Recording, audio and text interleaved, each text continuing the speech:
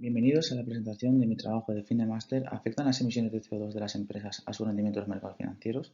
El caso de España versus India y Estados Unidos, realizado por mí, Miquel Almacha Castellanos, y dirigido por la tutora Ana María Ibáñez Escribano. El cambio climático es uno de los principales retos a los que hace frente la humanidad. Este cambio climático viene provocado en gran medida por las excesivas emisiones de CO2. A su vez, los modelos clásicos de evaluación de activos nos dicen que un activo tendrá mayor rendimiento cuanto mayor sea su riesgo. Estos modelos están compuestos por unos factores de riesgo sistemático que tratan de explicar el comportamiento de los precios de los activos financieros. Sin embargo, pueden existir nuevos factores que explican el riesgo sistemático adicional que no viene explicado por los modelos convencionales de valoración de activos. Y por tanto, el objetivo de este trabajo será relacionar la posible existencia de factores de riesgo sistemático asociados al exceso de emisiones de CO2 de las empresas. El trabajo se estructura de la siguiente manera: un marco teórico en el que hablaremos de la situación medioambiental actual y los efectos económicos del cambio climático según la literatura financiera analizada, los objetivos y la metodología, en la cual hablaremos del diseño de la muestra, los rendimientos, de cómo se han construido las carteras, de cómo se han comparado los rendimientos entre las carteras, de qué es el alfa de Jensen y cómo la hemos analizado, y la introducción del nuevo factor de riesgo sistemático a los modelos clásicos de valoración de activos. Explicaremos los análisis, los resultados obtenidos y unas pequeñas conclusiones. El CO2 es la principal fuente de carbono para la vida en la Tierra y existen numerosas fuentes naturales de emisión, como volcanes, aguas termales y géiseres. Plantas, algas y cianobacterias consumen CO2 durante la fotosíntesis y liberan oxígeno, elemento químico necesario para sostener la vida en la Tierra. El problema viene cuando se produce un exceso de emisiones de CO2, lo que provoca un efecto invernadero y a su vez un calentamiento global. La NASA mide esta concentración de dióxido de carbono en la atmósfera por las ppm. Las ppm miden la cantidad de unidades de CO2 que hay por cada millón de unidades en el conjunto de partículas que componen la atmósfera. La NASA las empezó a registrar en 1958 y actualmente nos encontramos en niveles que no se alcanzaban desde hace 3 millones de años, cuando el ser humano todavía no habitaba la Tierra. En la siguiente gráfica se observa el crecimiento de las ppm durante los últimos 40 años. En 2019 se alcanzó una concentración de CO2 en la atmósfera de 415 ppm durante el mes de mayo. De 1980 a 2019 el crecimiento anual medio de las ppm fue de 0,51. Sin embargo, estos últimos años este crecimiento se ha acelerado, llegando a 0,61%. El crecimiento acumulado de 1980 a 2019 de las ppm fue de 21,43%. Antes de 1950 en la historia de la humanidad no se habían sobrepasado las 300 ppm. Sin embargo, en marzo de 2020 se registraron unas ppm de 414,50, un 38% por encima del límite jamás sobrepasado por la humanidad. En la siguiente gráfica se puede observar cómo las emisiones totales de CO2 han aumentado notablemente desde 1990 hasta la actualidad, llegando a situarse casi en 38.000 millones de toneladas. Esto supone que las emisiones de CO2 han crecido un 67% respecto a 1990. Los grandes contribuyentes han sido Estados Unidos y China. Por otro lado, se encuentran países como Alemania, Irán, Sudáfrica, Arabia Saudí, India, Indonesia, Corea del Sur, Japón, Rusia, Brasil, México y Canadá. Por otro lado, países como Reino Unido, Turquía y Australia. En el siguiente escalón encontramos países como Francia, España, Polonia, Argentina, Italia, Egipto y Kazajistán. Y en el último escalón encontramos países como Venezuela, Colombia, Chile, Argelia, Nigeria, Ucrania, Irak, Filipinas, Pakistán y Holanda. Aunque China sea el mayor contribuyente de CO2, el otro gran contribuyente es Estados Unidos, con un total de 5.275 millones de toneladas registradas en 2018, lo que supone un 4% de aumento con respecto a 1990. Estados Unidos supone casi el 14% de las emisiones globales de dióxido de carbono. Por su parte, India en 2018 registró emisiones totales de 2.622 millones de toneladas, siendo el tercer país que más emisiones registró. Esto ha supuesto que las emisiones con respecto a 1990 hayan crecido un 341%. India supone casi el 7% de las emisiones globales de la Tierra. Por su parte, España en 2018 registró unas emisiones de 276 millones de toneladas, un aumento del 18% respecto a 1990. España supone el 0,73% de las emisiones globales y el 8% de las emisiones de la Unión Europea. En cuanto al efecto económico del cambio climático, según la literatura analizada, se han obtenido las siguientes conclusiones. El mercado no tiene en cuenta la información relacionada con las emisiones de CO2 y por tanto esto provoca que el precio de las acciones no muestre de forma precisa el valor intrínseco de la compañía. Por tanto, la beta calculada bajo la consideración de este precio de mercado es incorrecta. Esto provoca que el coste de capital estimado para las empresas también sea incorrecto y por tanto el capital en la economía no se está distribuyendo de manera eficiente, ya que las empresas no conocen realmente su coste de oportunidad. Esto lo que causa es que las empresas seleccionen proyectos de inversión que destruyen valor o rechacen incorrectamente proyectos que generan valor. Por tanto, una fuerte regulación Solo la publicación obligatoria de información de alta calidad sobre el cambio climático por parte de las empresas provocaría mejores decisiones de inversión para la economía real. A su vez, en el mercado australiano se ha encontrado evidencia de que con la introducción de políticas verdes no varía la riqueza de las empresas que más contribuyen al cambio climático, como ocurre con el sector eléctrico. Y por tanto, las políticas verdes no cumplen su verdadero objetivo de castigar a las empresas que más emiten CO2. Por otra parte, las políticas verdes provocan una elevación de los costos de producción, reduciendo las rentabilidades y destruyendo riqueza en sectores donde no se percibe gran volumen de contaminación. Por último, en Europa, en el periodo 2004-2006, aquellas compañías que daban importancia al cambio climático demostraron un rendimiento superior frente a aquellas que no lo hacían, encontrando evidencia de que el cambio climático puede ser un factor de riesgo. Por su parte, en Estados Unidos existe una relación positiva en las empresas energéticas que muestran preocupación por el cambio climático y su rendimiento en los mercados financieros.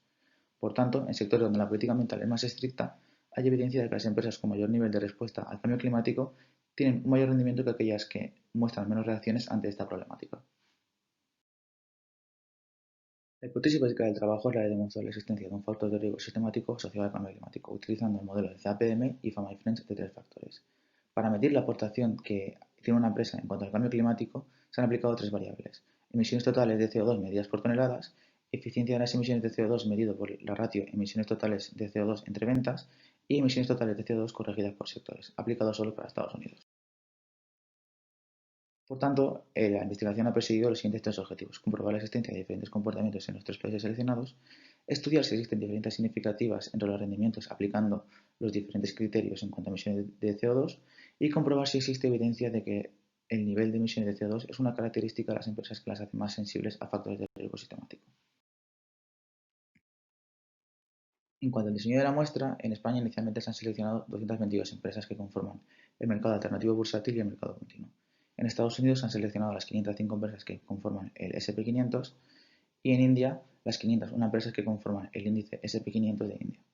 Para el primer filtro de información se ha comprobado que existía la información financiera, es decir, precios mensuales desde enero de 2006 hasta diciembre de 2019, quedando en España así 73 empresas, en Estados Unidos 424 y en India 313.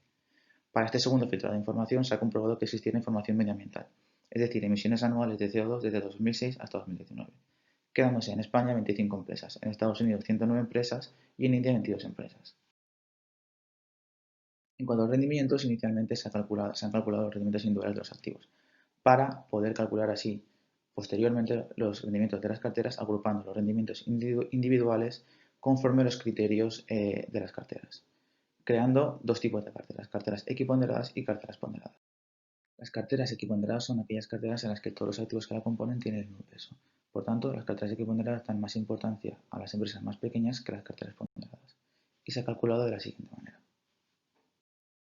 Por su parte, las carteras ponderadas son las carteras en que el peso de los activos que la componen viene marcado por el valor de mercado de la compañía. Por tanto, estas pueden descuidar a aquellas empresas pequeñas que están generando otras rentabilidades. Y se ha calculado de la siguiente manera.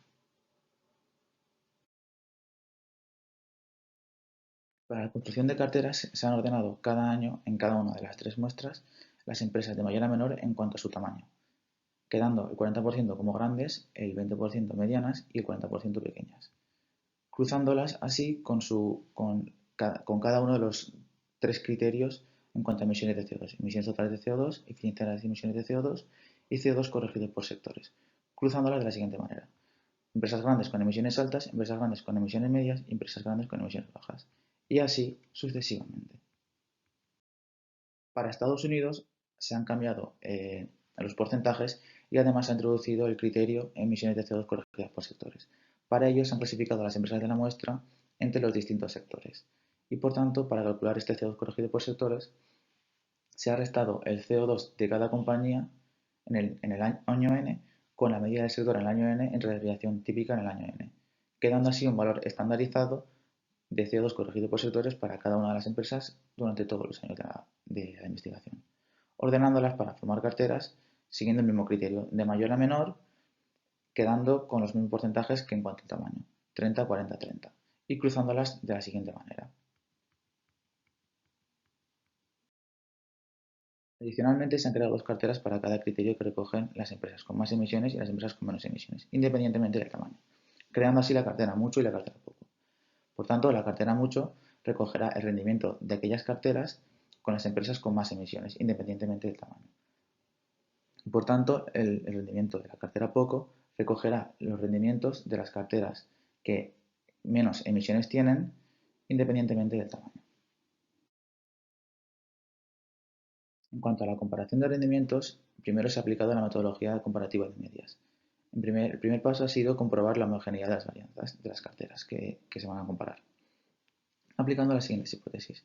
El segundo paso ha sido realizar un test comparativo de medias en el que, en caso de que se cumpliera la condición de homogeneidad de varianzas, se ha aplicado una prueba de T-Student. Y en caso de que no se cumpliera esta condición, se ha aplicado una prueba de F de Snedeker, aplicando las siguientes hipótesis. La hipótesis nula decía que no existían diferencias significativas entre los rendimientos medios de las carteras que se estaban comparando. Por otra parte, la hipótesis alternativa decía lo contrario, que sí que existían diferencias significativas entre los rendimientos medios de las carteras que se estaban comparando. Para determinar si esta diferencia era significativa o no, se ha aplicado la siguiente condición, que el p-valor estuviera por debajo de 0,05. La siguiente metodología comparativa de rendimientos ha sido la aplicar modelos convencionales de evaluación de activos, CAPM y modelo de fama de French de 3 factores, fijándonos en el alfa de Jensen.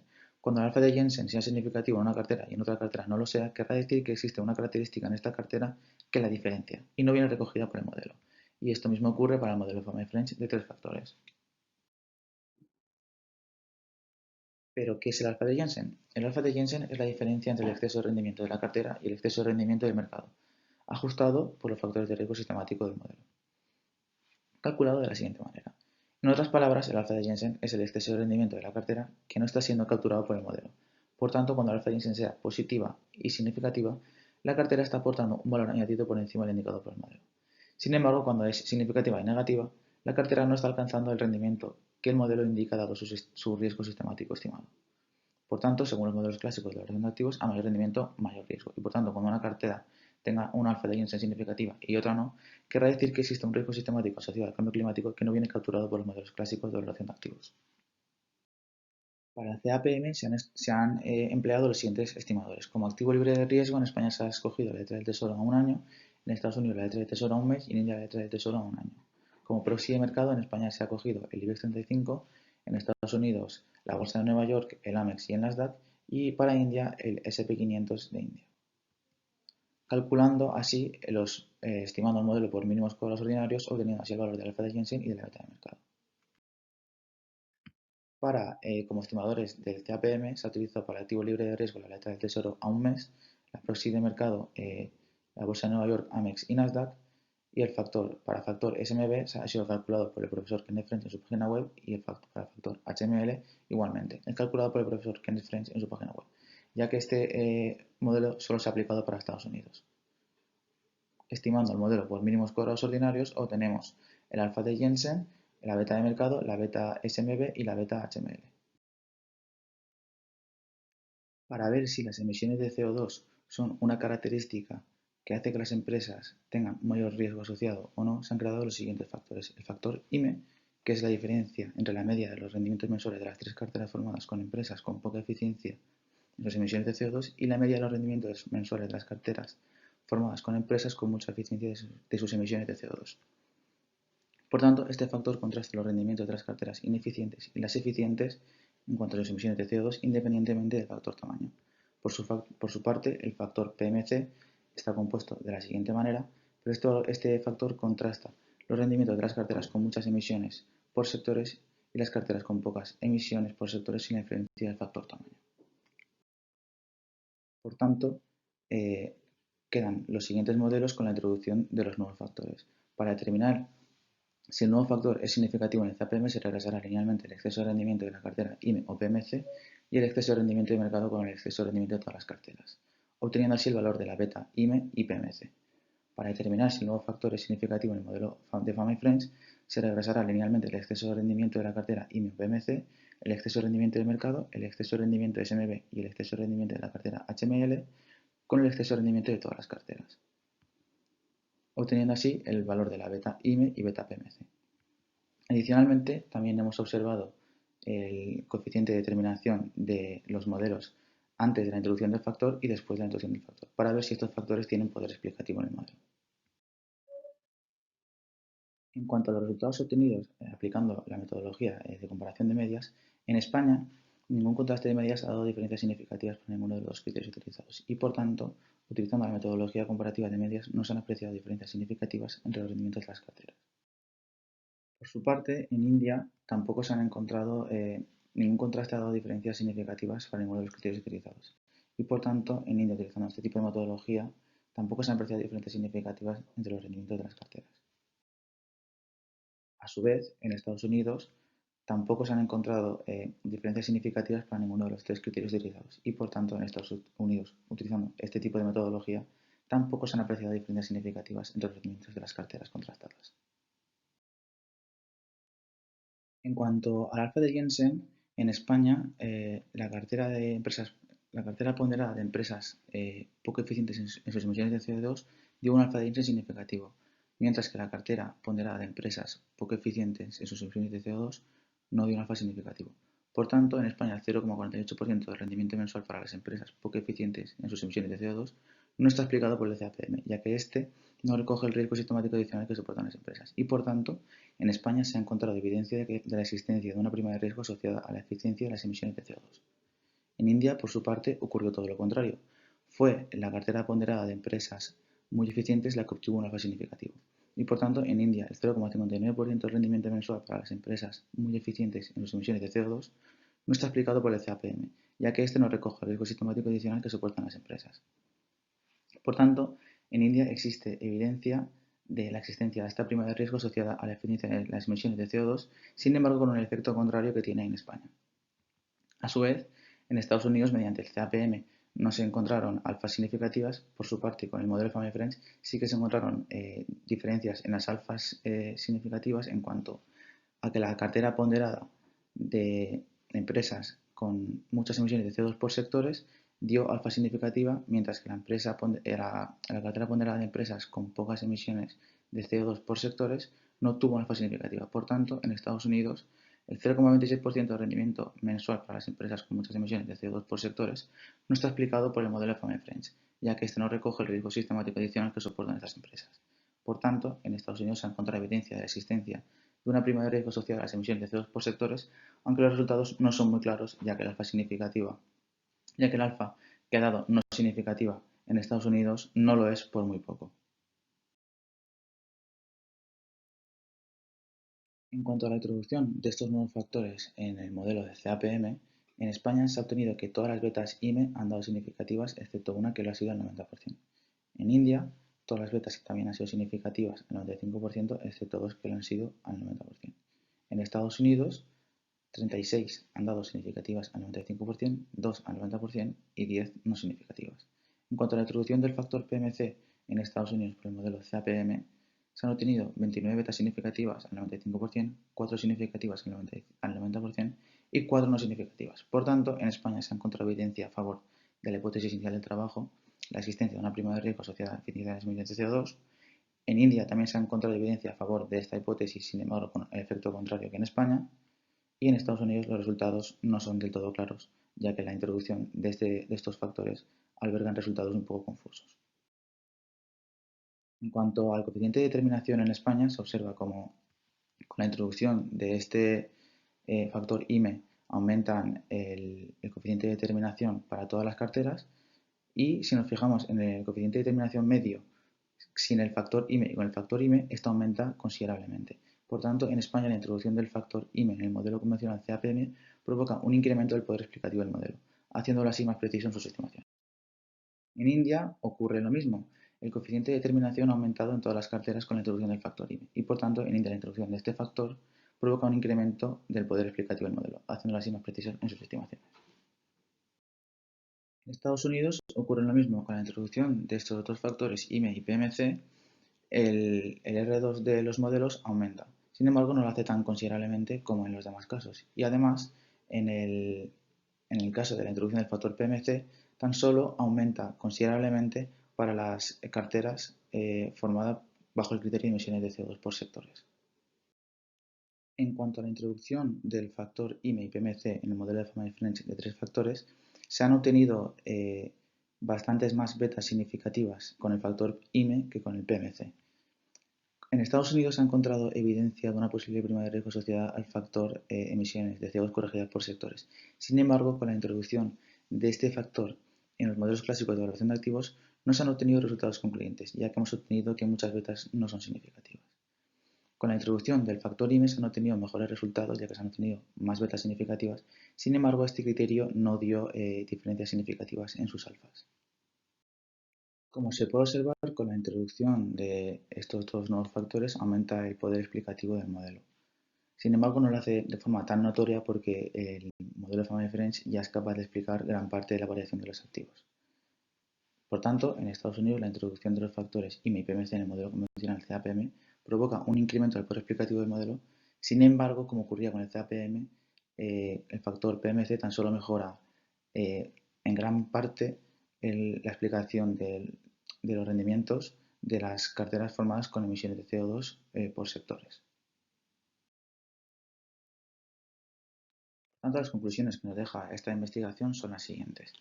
En España se ha encontrado evidencia de la posible existencia de una prima de riesgo asociada al factor eficiencia de emisiones de CO2 que nos dice que las empresas que más contribuyen al cambio climático son más sensibles a este factor y llevan asociado a ellas un riesgo sistemático no recogido por los modelos convencionales de valoración de activos. En India también se ha encontrado evidencia de este factor de riesgo sistemático, sin embargo en India tiene el efecto contrario. Las empresas que menos contribuyen al cambio climático son más sensibles a este factor y llevan asociado a ellas un riesgo sistemático no recogido por los modelos convencionales de valoración de activos. En Estados Unidos, por su parte, se ha encontrado evidencia de la posible existencia de una prima de riesgo asociada al factor emisiones de CO2 corregidas por sectores. Sin embargo, los resultados en Estados Unidos no son claros y habría que ampliar el estudio para obtener resultados más concluyentes. Por su parte, también cabe decir que los resultados de este trabajo son limitados, ya que en España e India se han utilizado muestras reducidas y además las muestras han estado sesgadas, ya que como un filtro de información era que existiera información en cuanto a emisiones de CO2, las emisiones de CO2 no son información obligada por parte de las empresas. Por tanto, realmente las que han emitido este tipo de información han sido empresas que realmente en cierta medida estaban ya preocupadas por el cambio climático. Entonces, las muestras han estado sesgadas ante este criterio. Por tanto, somos conscientes de que esta investigación tiene líneas de mejora como realización de series temporales más grandes, ampliación de las muestras para España e India o desde 2017 en España las muestras, las empresas que no cotizan en bolsa ya tienen obligación de emitir este tipo de información en cuanto a sus emisiones de CO2. Por tanto, sería conveniente realizar un estudio a partir de este año, pudiendo contrastar así los periodos en los que esta obligación no estaba y en los que ya sí que está. Muchas gracias por su atención.